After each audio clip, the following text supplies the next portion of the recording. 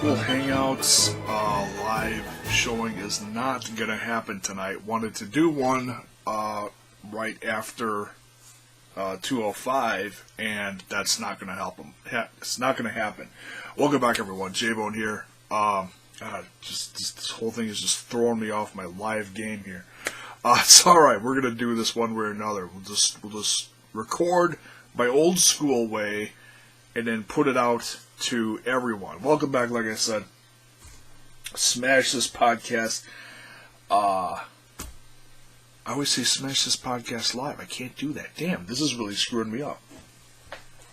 But hey, one thing that we are going to talk about live is 205 Live. That was on tonight. The pilot or debut episode that was on the network tonight following SmackDown.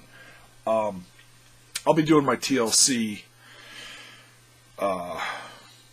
predictions another day, somewhere later this week. Not sure exactly when, but probably spontaneously, whenever.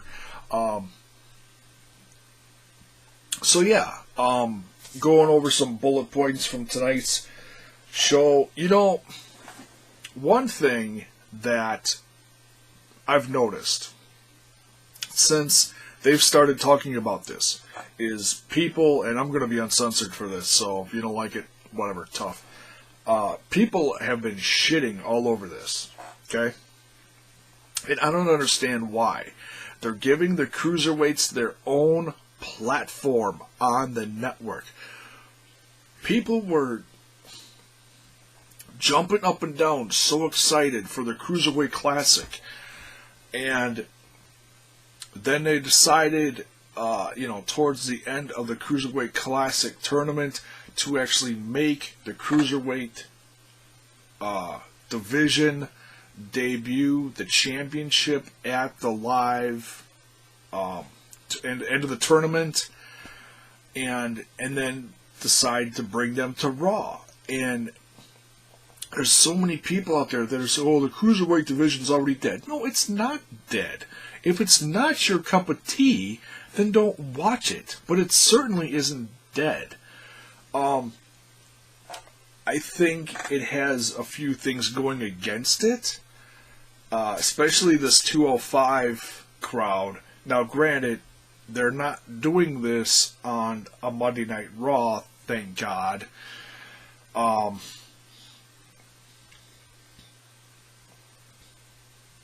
Where they'd be doing this live after, 3+ hours of Raw. At least they're not doing that. But I'm going to do my best to talk about the positive things of this show, and if you're not a fan of the Cruiserweights, then maybe I could change your mind. Or at least make you interested in this. Especially for an old school fan like myself. Number one, I've always been a fan of the Cruiserweights, dating back to the days when you first saw, Eddie Guerrero, Rey Mysterio, Ultimo Dragon, all these guys on like WCW. That was my big introduction to that. Because in growing up, the only thing I knew was the Land of the Giants, Hogan, Andre, Big John Studd, King Kong Bundy, Brutus the Barber Beefcake, Savage. The list goes on and on. So to see these guys get their own platform to shine, I certainly don't see that as a negative thing. Number two, your commentary team. One thing I've been very vocal about certain commentary teams, different commentary teams, and that really does help a brand. It helps a show if you're trying to launch it. Number one, they were smart by putting Mauro Ranallo on 205 Live. Okay? Number two, Corey Graves. Great young guy. And he's usually quite the color commentator, for example, on Raw or NXT. He was just kind of the go-between guy. He wasn't real super heelish like he usually is on Raw or NXT.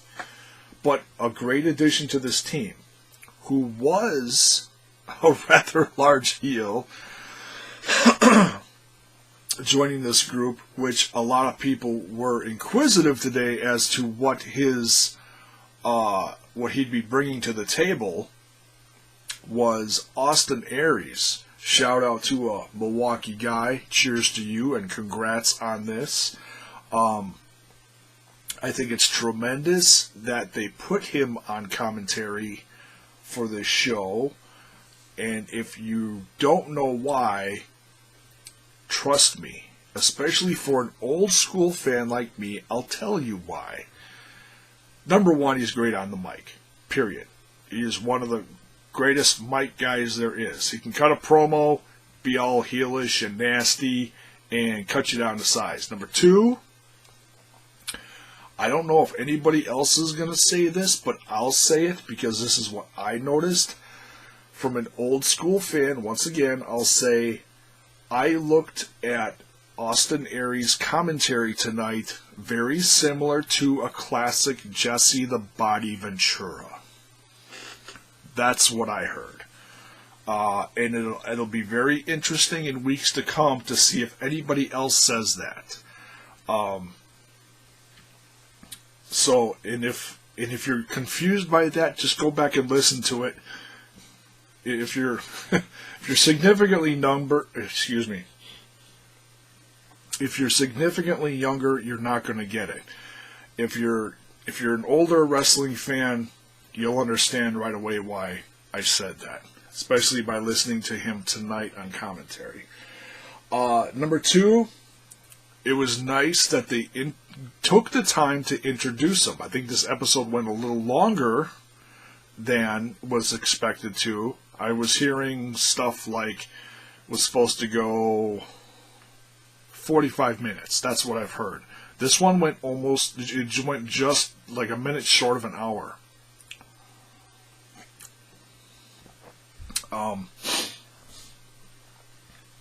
So, and they want to keep this show to an hour, and that's fine. Especially if that's all they're going to use on this show is cruiserweights. You don't want to overdo. You're not going to have a 2 or 3 hour show with just cruiserweights. Well, depending on who you had on it, you could. But for what they're doing now, it's perfect. They took the time to, I think it was 15 or 16 guys they had out on the stage and introduced them. And obviously they didn't use all the guys on the show. They only used, if you want to really count them out, 2, 4, 6, 8. They used 8 guys, okay? But for who they didn't use, they also, between the matches on the network, put nice little promos, either introducing the guys that were new on the show, like they did a nice promo for the Bollywood Boys, giving you a little background on them. That was really nice. I mean, for a guy like me who watched the Cruiserweight Classic and was familiar with them, or I think they were also on NXT too. But if you don't watch that stuff, and you were watching this for the first time, that was nice that they did that. So they did that. They also had a promo on there for Noam Dar. Also had a really quick one for Grand Metalik.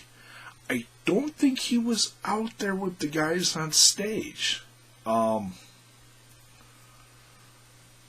I know Lindsay Dorado, I think, was out there, and he had a promo too.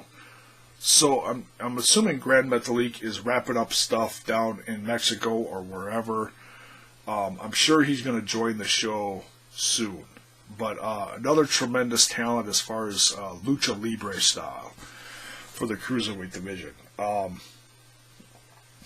But the matches were nice. They weren't too long.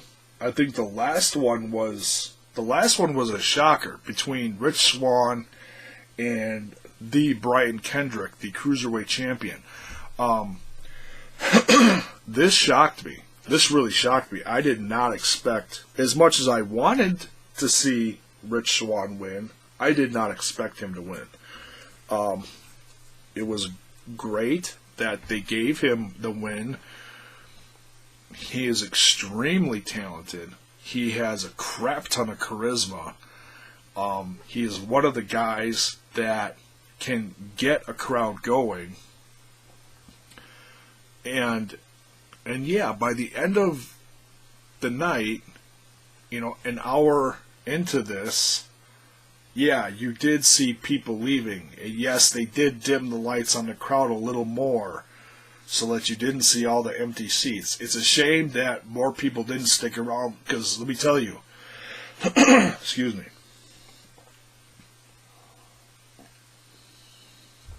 by the end of this match, people were on their feet. It even garnered a "This is awesome" chant. That's how much these guys got this crowd worked up. And it was great. So in that aspect, it is a shame that they didn't, that more people didn't stick around, because they really missed a hell of a show. But I understand that the Cruiserweights, especially after 2 hours of SmackDown, is not everyone's cup of tea. Are they going to change that in the future? I don't know. We very well may see that change, as in put 205 on before SmackDown, baby. But then you've got to deal with, okay, are you going to be playing to an empty house then too? So either way, you've got a challenge of people staying or people getting there early. You can also book this in, I heard some people say, book it in a place like Full Sail, where they do NXT, or the Cruiserweight Classic Tournament. You could do that too. So, no matter where you do it, you've got some challenges. But I think as people get used to these guys, as these stars become bigger, I think the odds will lessen against these guys. Yeah, I'm going to kind of work backwards here, but nonetheless, a tremendous match between Rich Swann and Brian Kendrick. A lot of close calls, a lot of, made you gasp. You thought it was going to be over. Like I said, did not expect Swann to win. That was a really nice surprise. But now looking back on it, that it was the debut of 205 Live, it was nice that you did get that surprise at the end, that emotional win. That was really cool. The second match of the night was Aria Davari against debut on I think he'll be on Monday Night Raw with the Cruiserweights as well. In fact, both these guys probably, Aria Davari and Jack Gallagher. I always mispronounce. They always say Gallagher. They take out the G, and that's not typical of how you say that word. So we'll just call him Gentleman Jack. Take out the me screwing up his last name. You're saying it wrong. Yeah, well, whatever. And pardon me, I'm a little under the weather. So,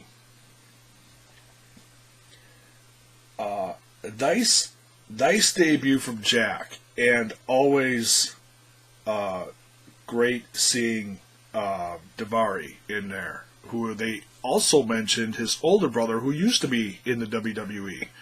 In fact, last year he was in Lucha Underground. So, and I saw Aria Davari last year, and I know I've said this on a couple different videos that I've done, but I saw him last year in a match with Colt Cabana for Global Force Wrestling.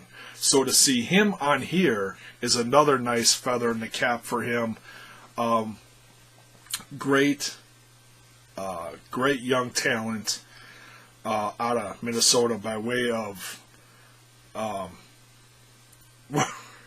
was it Iran? I think, but nonetheless, so no, so he's got that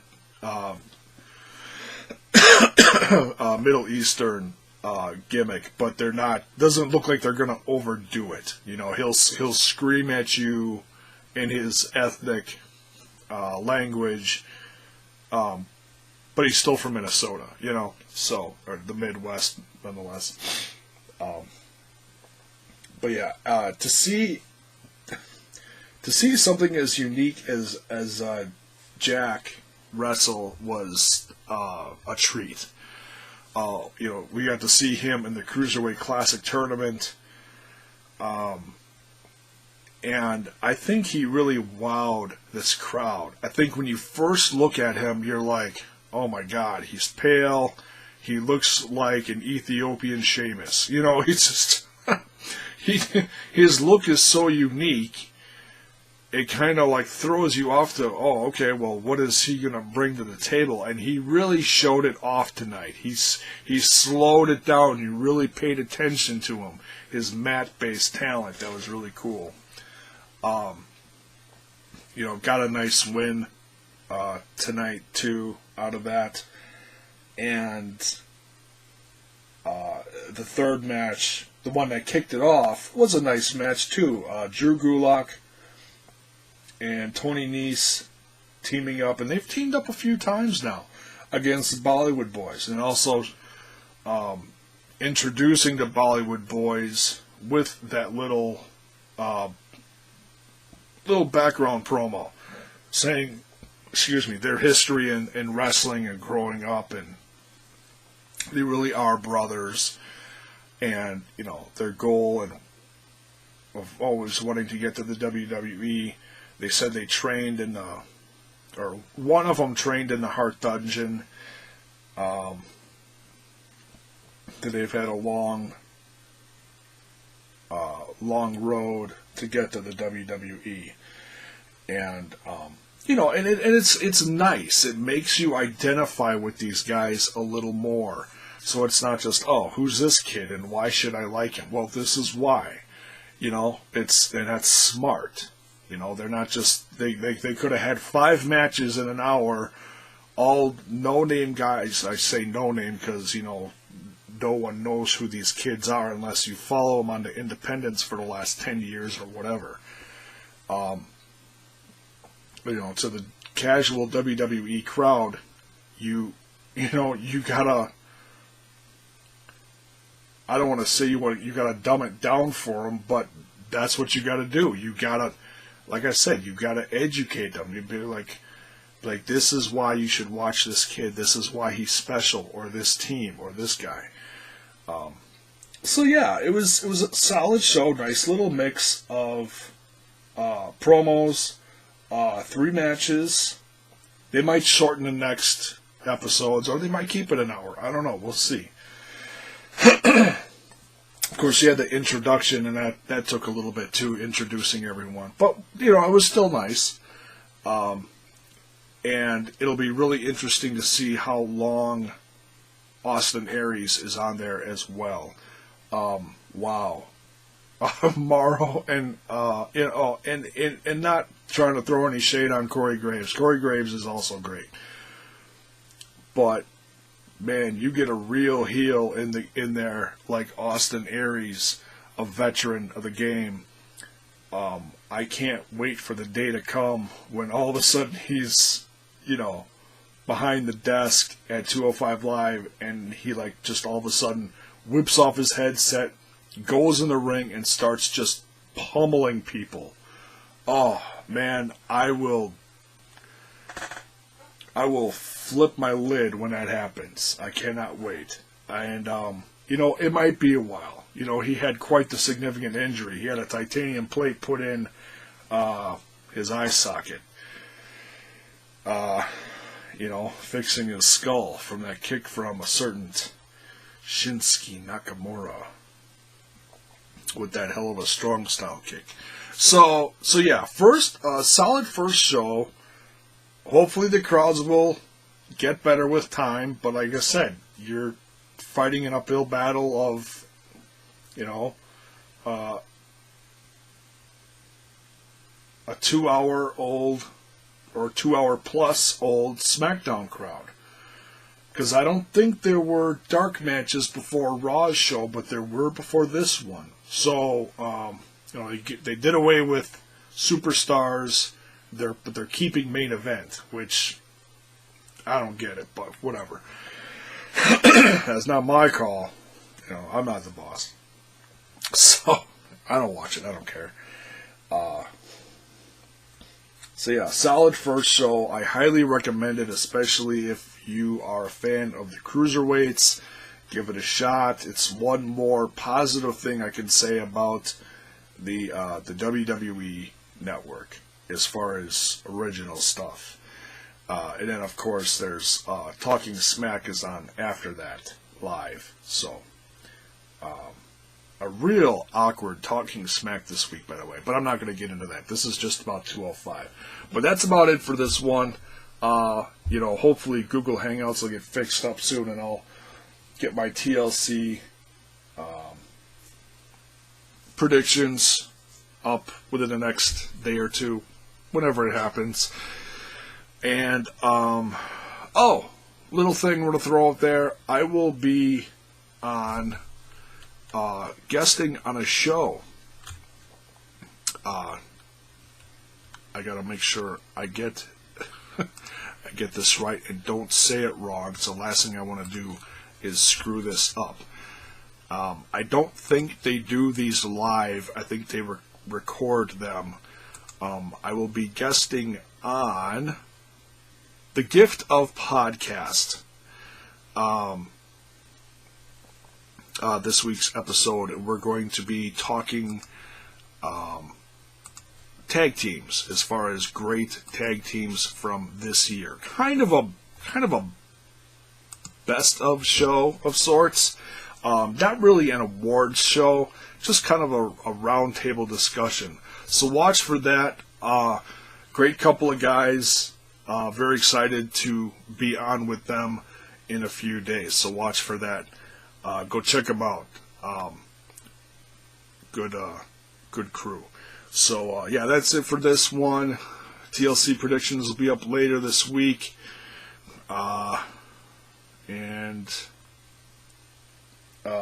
If everything goes right with Google Hangouts live, then I will be back here tomorrow night live for Lucha Underground Live with Mr. Mile High Laz. Hopefully, if we're not, well, we'll record it and we'll put it out nonetheless. So until then, see ya. Have a good one. Thanks for watching.